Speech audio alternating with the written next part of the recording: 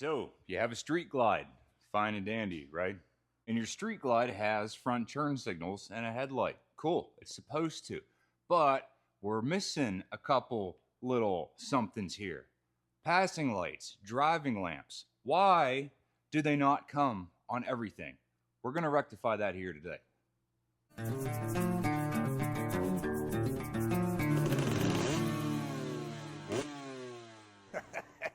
Hey guys, welcome back to the shop. And today we are going to be installing a factory OEM passing lamp kit from Harley on this 2018 115-year anniversary edition Street Glide. So if you're going to be doing this, there's a couple things to keep in mind. There are a ton of aftermarket kits specifically out there for doing this particular job. That being said, I feel like the Harley one has a lot to offer. Not only is it a genuine OE Harley part, but this one comes with all the correct wiring, the correct harnesses, the correct plugs, and even an OE switch to go into the bezel and the dashboard. So it's entirely up to you which way you go, but I think it's worth spending the money on the Harley one, even though they're expensive, but at least it's right. Now, that being said here, I'll put this up on the screen because I'm sure I'm going to butcher this. The kit number for this 2018 Street Glide is 67800-366 Alpha. Now, this is the one in the high gloss black. They also come in chrome, so up to you what you get. But enough jaw jacking here. Let's get into this. I'm going to try to keep this to the point, straight, simple. Let's start assembling. Now in the kit, this is what you get.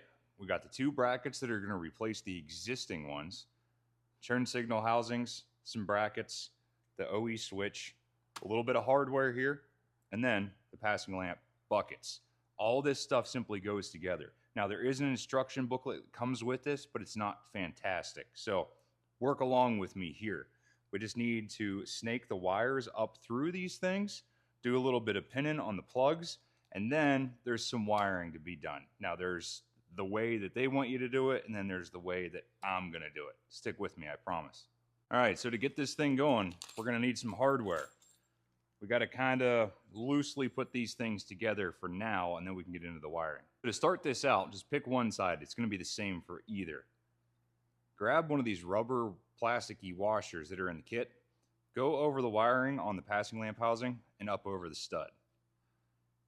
Once you have that on, pass the wires through the bracket and insert the stud into the bracket. This is what you should see.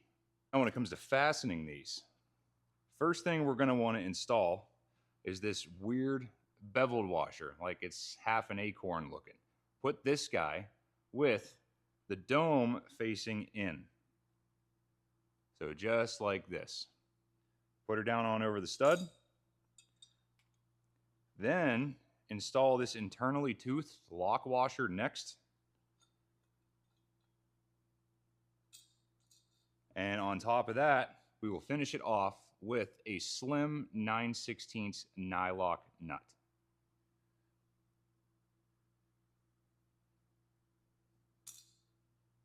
Now, I know you may be saying to yourself, how do you plan on tightening this? Well, you got a couple options here. So if you have an O2 sensor socket that's 9/16 and fits this, that's great, it'll work. Or you can use a spark plug socket because it has the hex head on the back, so you can tighten this with a wrench. Or, like I have here, this shallow well Quinn from Harbor Freight, same thing, 9/16 socket on one side, and then we have flats on the back, or you can drive it with a 1/2 inch. This is what we're going to use.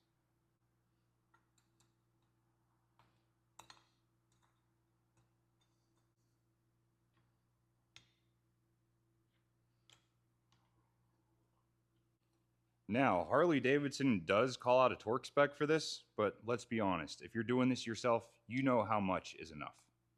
Now that we have this put together and fastened, now we can worry about running our wiring through here.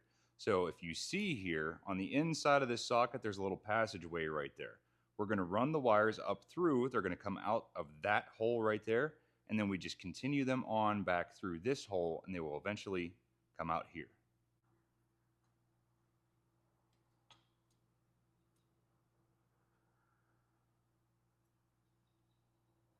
And now they've started there. Just keep on going back.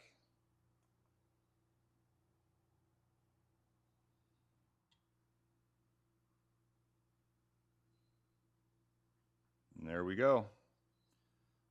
Pull these up snug. Don't yank on them too much. You don't want to put any extra stress on these for no reason. Perfect. Now there's that. Now we can install the turn signal. When it comes to the turn signal, this little beauty bracket that goes in between, there's a bunch of different ways that this can go on here. But there's only one way where it feels right and it just sits into the socket on the housing. So a good way to look at this, the pointy part goes on top and back. This is what you want to see. Much like what we did with the passing lamp housing, the exact same thing needs to happen here. These wires need to go through this hole and pop out back here.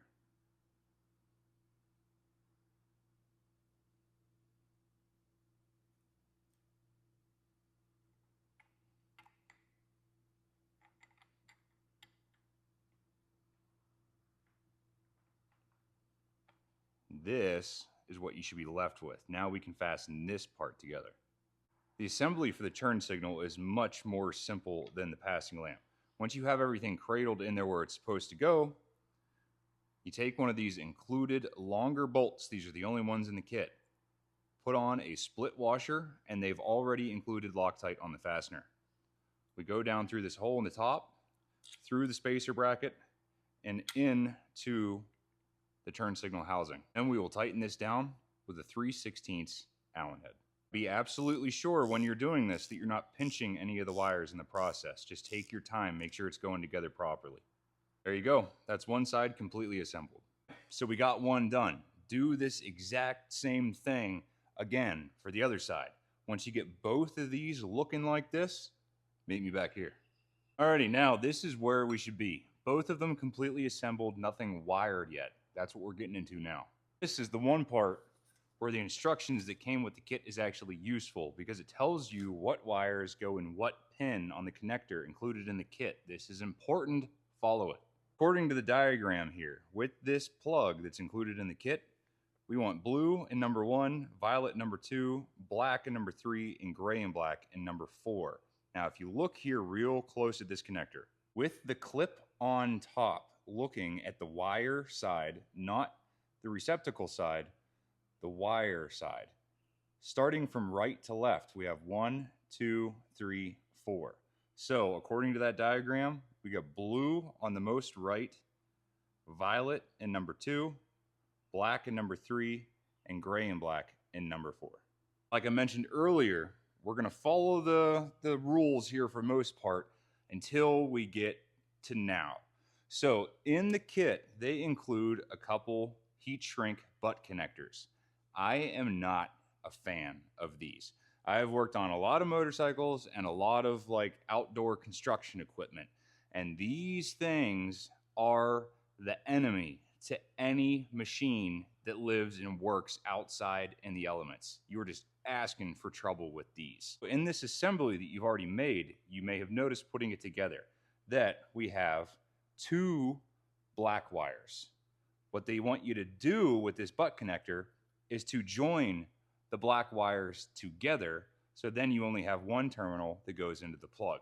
Well, not only is this thing, I feel, inadequate, but it's also bulky. We don't have a lot of room to play in here, because keep in mind, this is going to get butted up flush onto the side of your forks. So the smaller and neater we keep this, the better off you are, I promise. So I am going to opt to cut this apart, solder, and heat shrink. Now, by all means, you do you. If you're unable to solder, if you don't have the capabilities, the tools, whatever. This is okay. I just recommend against it. Now, brief little sidebar. In case you want to learn how to solder to do this the way I recommend, check out the video right here. I did a video specifically just on how to start soldering. So, allow me to do this. I'll meet you back here when we're ready to pin out.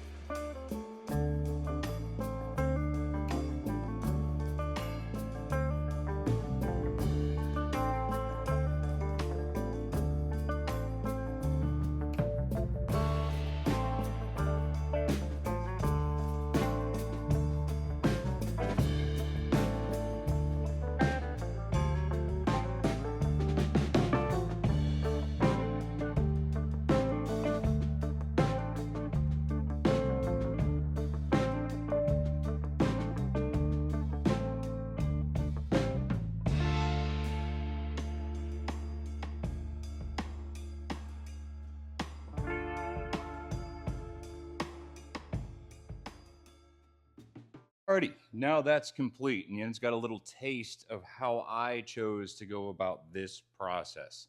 Like I mentioned, you do you, but I feel like this is a significantly better way to do this. Now that that is arguably the hard part out of the way, we can go ahead and pin this according to the diagram.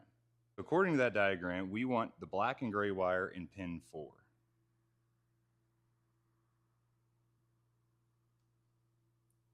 You push in until it clicks. You get a nice little satisfying lock when it's in there all the way. Terminal 3, we want that black wire that we just went through all that trouble on. 2, we want violet.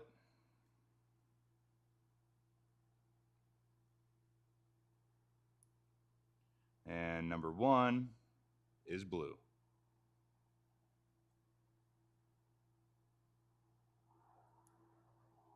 Perfect. Make sure they're all locked in there good. Nice little satisfying click. And then this is what we're left with.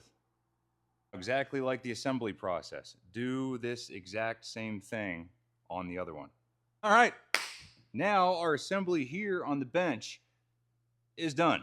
The next thing we got to do is tear apart the original turn signals on your bike. Let's get over there, some sockets, take these things apart. I'm talking about these guys right here, these acorn nuts. 1/2 inch, take these off.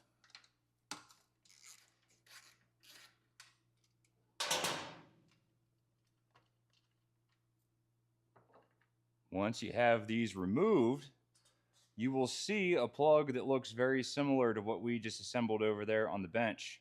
Disconnect this plug. Removed. Do that exact same thing over here.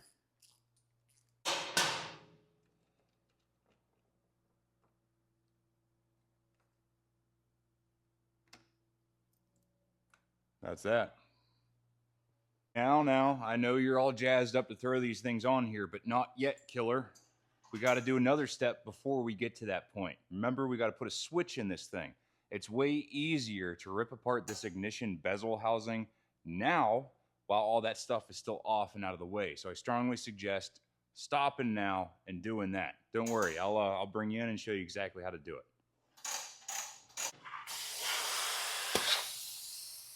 Man, this thing's awesome. Step 1 for this process is you have to remove your ignition tumbler from the dashboard.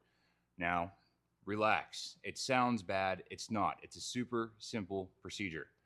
Take this knob, turn it all the way to the left. Now that you're here, I'm sorry I'm not going to be able to show you. I promise. There is a little button, a little push pin underneath the bottom left-hand corner of this tumbler. It's the only thing under there. You'll feel it. It's simple. Insert your key, turn it all the way counterclockwise. Like you'll feel it go past the unlock position. So push the button underneath the tumbler, turn the key. Now the key will be retained into the tumbler. Pull this whole thing out and the spring. That's it. Just so you guys can get a little better look here, this is that little tab I was telling you about. So once this thing is turned all the way counterclockwise, push in this button and then turn your key to the left past unlock. That will completely release this thing. Once that's off and out of the way, you see this socket head cap screw right above the acorn nut that we just removed for the turn signal housing. This is a 5/32 socket head cap. Remove this one and the same thing on the other side.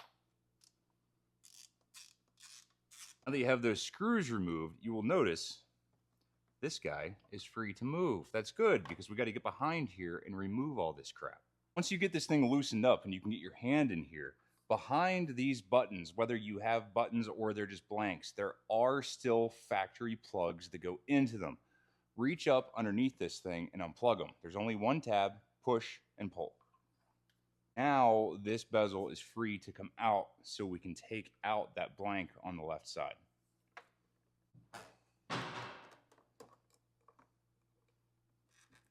Just like that. Now that we have this thing out, this is the switch cluster that we're going to be replacing with the new one that came in the kit. So flip this guy over, remove these two Torx screws, take out this dummy plug. Now make sure you keep these screws. We're going to need them to reinstall.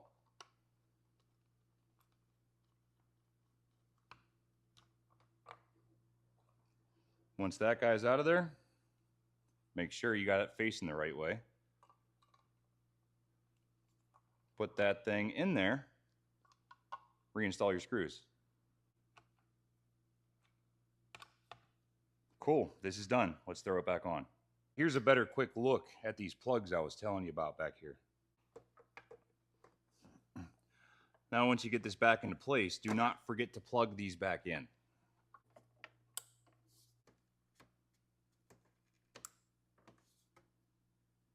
Now we just button this thing all back up. Do everything in reverse.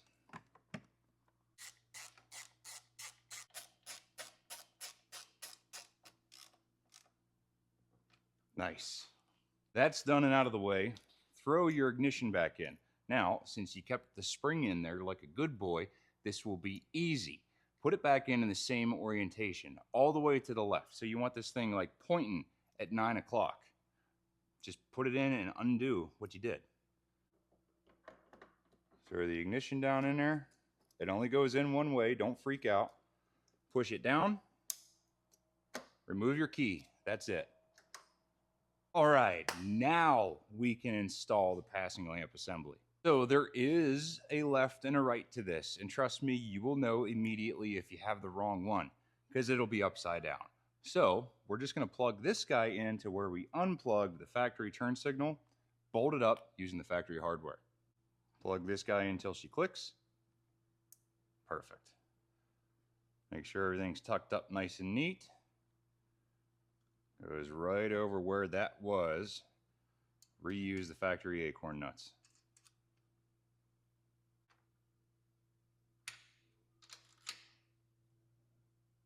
Do the exact same thing over here. Push till you get a nice click. Yeah. Reinstall. Now, if you guys wanted to add like those tie down points, this would be a perfect opportunity to do that because you have to remove these and install them underneath of it. So just a heads up for future use. If you want to install those, this is a perfect time to do it. Click. Yeah, don't worry. I have a calibrated elbow. It's good. Now guys, this is what we're looking at. Look, we're getting something already. So for the most part, this install is complete. You just have to throw in the lamps that you want. Now, if you want, you can reuse the turn signal stuff that you had from the ones that you took out. But unfortunately, because, you know, Harley is Harley, they don't include any of the lamps in this kit. So you're going to have to supply your own stuff. Now, do I recommend necessarily going to Harley for these lights?